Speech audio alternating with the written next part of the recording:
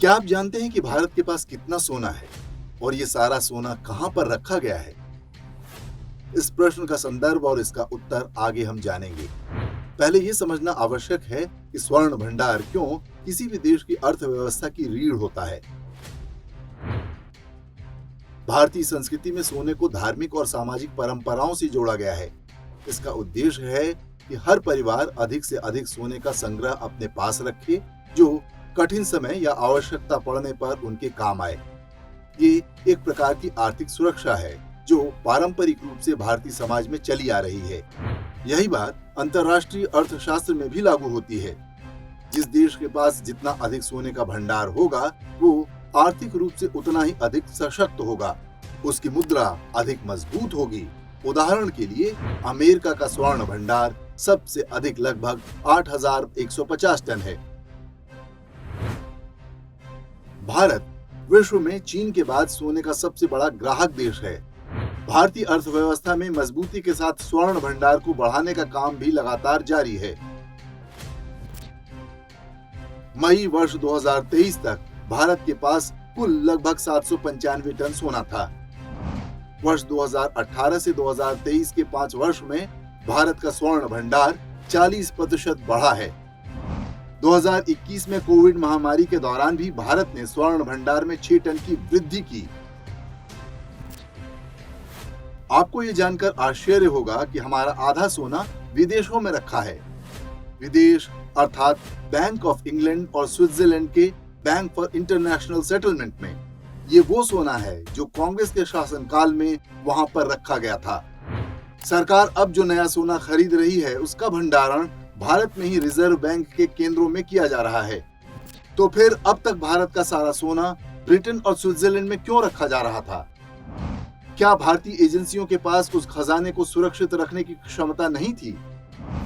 भारत की सरकारों ने किस आधार पर तय किया कि ब्रिटेन और स्विट्जरलैंड में हमारा सोना अधिक सुरक्षित रहेगा?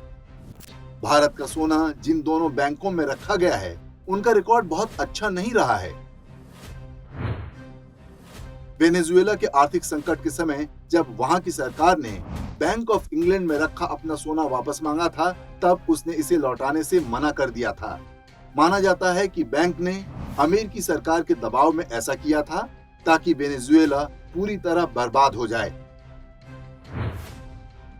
इसी प्रकार मार्च 2019 में बैंक ऑफ इंग्लैंड ने रोमानिया द्वारा अपने यहाँ जमा कराया गया सोना भी लौटाने से इनकार कर दिया था।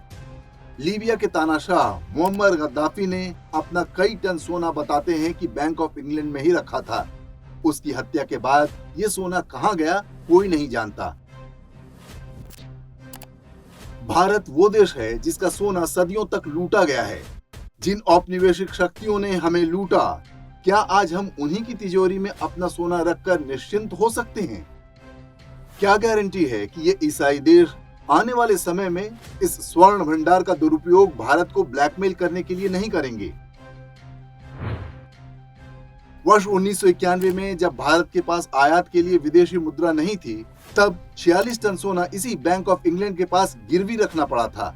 उस समय ये स्थिति राजीव गांधी और वीपी सिंह की खराब आर्थिक नीतियों के कारण पैदा हुई थी। वो खतरा भले ही टल गया है, लेकिन मुफ्तखोरी की समाजवादी नीतियों पर वोट मांगने वाले राजनीतिक दल आज भी हैं। भारत जिस प्रकार से एक बड़ी आर्थिक महाशक्ति बनने की ओर बढ़ रहा है, वो तमाम पश्चिमी अब्राहमिक शक्तियों की आंखों की किरकिरी बना हुआ है। ऐसे में अपना सोना अपने देश में वापस लाना ही समझदारी है।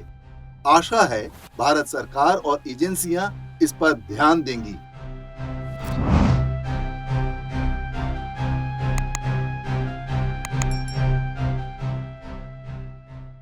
इंडेक्स ऑनलाइन के वीडियो समाज को समर्पित हैं। आप इनको डाउनलोड करके जैसे चाहे वैसे प्रयोग कर सकते हैं।